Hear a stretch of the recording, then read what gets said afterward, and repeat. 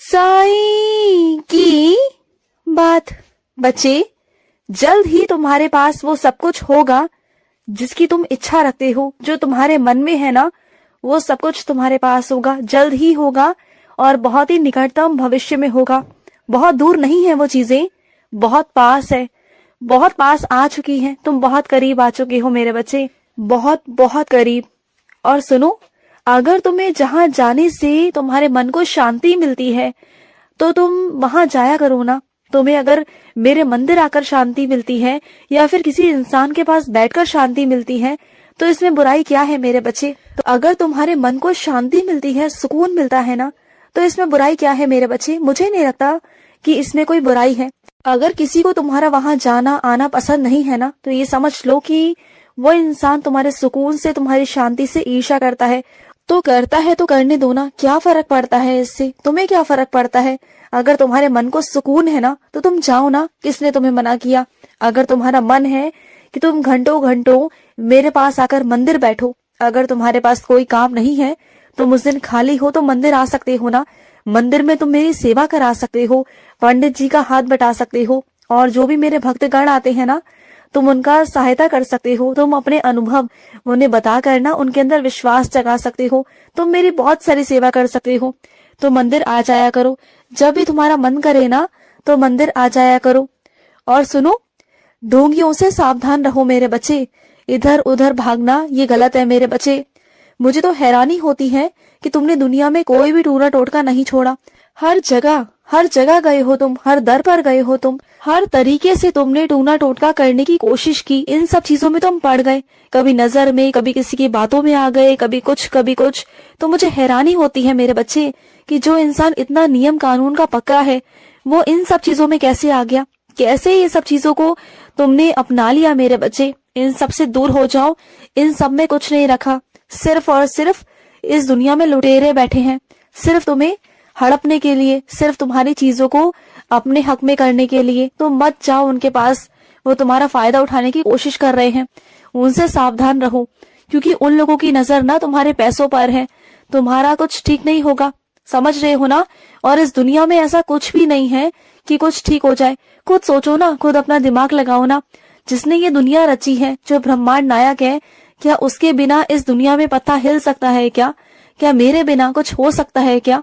अगर ऐसा हो रहा होता ना, तो इस दुनिया में चारों तरफ हर जगह टूने टोटके ही होते मेरे बच्चे। बात को समझने की कोशिश करो, बात को दिमाग से सोचा करो। किसी की बातों में मत आया करो कि किसी ने कह दिया और तुम चले गए, मान गए। ऐसा नहीं है। इससे ना तुम बहुत सारी चीजों को तनाव दे रहे हो, अपने मानसिक और शारीरिक दोनों मेरे बच्चे, जो तुम्हें नहीं देना चाहिए।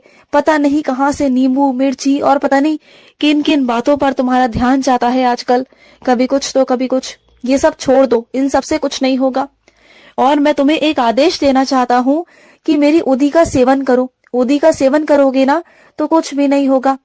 आज से ना तुम एक काम करोगे, जब भी सुबह उठोगे ना, चाहे तुम देरी से उठते हो, चाहे तुम जल्दी उठते हो, चाहे जैसे मर्जी उठते हो, तो बिस्तर में उठने से पहले तुम 5 मिनट पहले मेरा नाम जाप करोगे, उदी को अपने माथे पर लगाओगे और उसके बाद ही तुम्हारे कदम नीचे उतरेंगे। समझ रहे हो ना।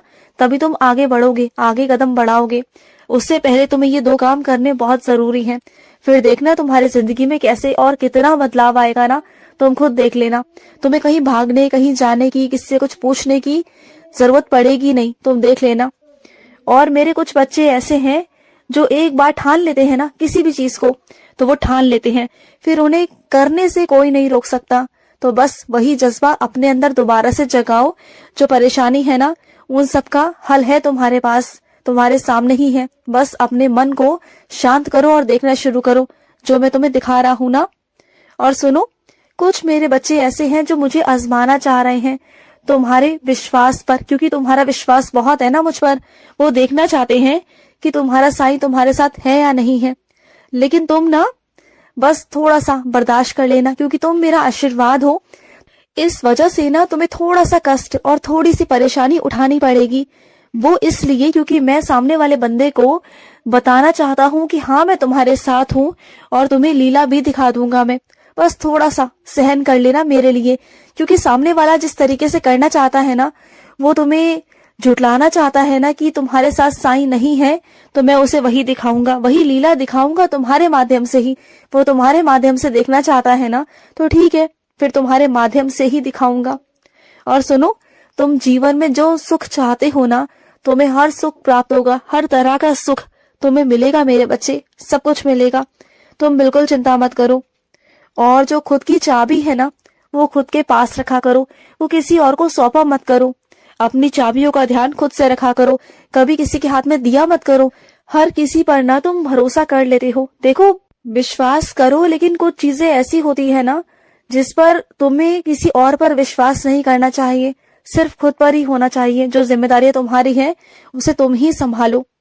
और मेरे कुछ बच्चे ऐसे हैं जो पूरे घर की जिम्मेदारी उठाते हैं, जो चारों तरफ भागते रह जाते हैं। ऐसा क्यों करते हो मेरे बच्चे? जितना वो घर तुम्हारा है उतना ही उन लोगों का भी है, तो उन्हें भी कुछ जिम्मेदारियों का एहसास होने दो ना, उन्हें भी कुछ जिम्मेदारियां सौंपो ना, कुछ जिम्मेदारियों का भाग कर लो, हिस्सा कर लो कि कुछ कोई और उठाए, कुछ और उठाए और तुम कुछ और उठाओ। सारी जिम्मेदारियों का ठेका तुमने ले रखा है क्या?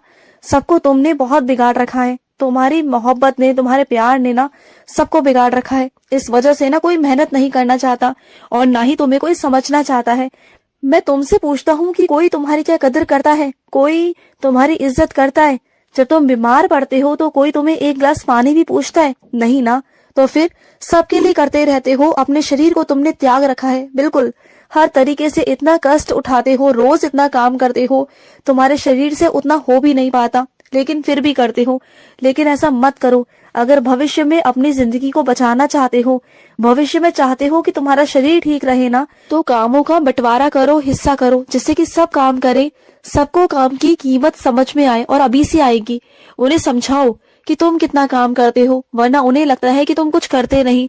और सुनो, तुम्हारा अतीत का जो अध्याय था ना, वो अब खत्म हो चुका है।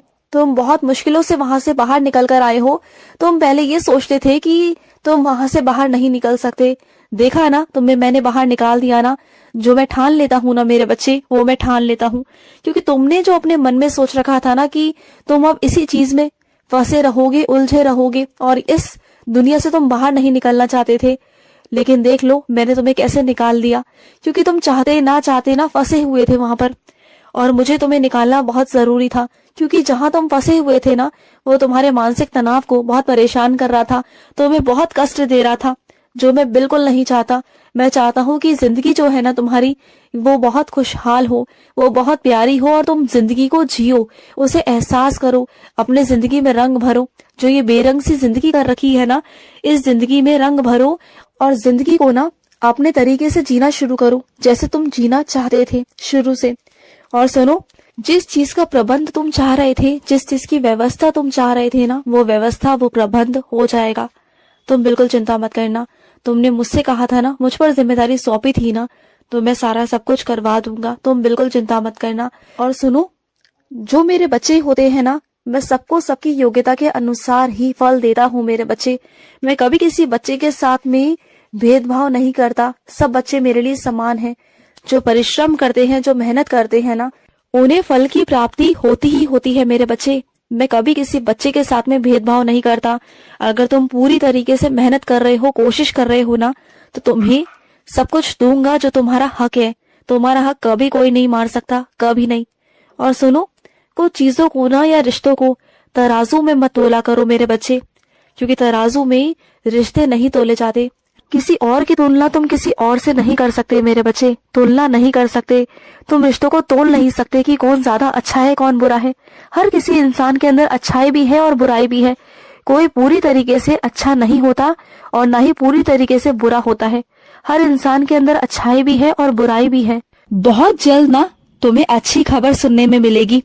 जो तुम बहुत दिनों से इंतजार कर रहे हो ना, वो तुम्हें मिलेगी मेरे बच्चे, जिसे सुनकर ना तुम झूम उठोगे और मेरे शुक्रिया करने तुम खुद आओगे। तुम देखना मेरे बच्चे। और हाँ, जो तुम्हारे घर पर मांगलिक कार्य चल रहा है ना, उसमें मैं खुद आऊंगा मेरे बच्चे। तुमने मुझे आमंत्रित किया है ना, और तुम्हारा साई ना आए, ऐसा कभी हो सकता है भला? तुमने मुझे बुलाया है ना, तो मैं जरूर आऊंगा। खुश रहो। आज का साई संदेश समाप्त हुआ।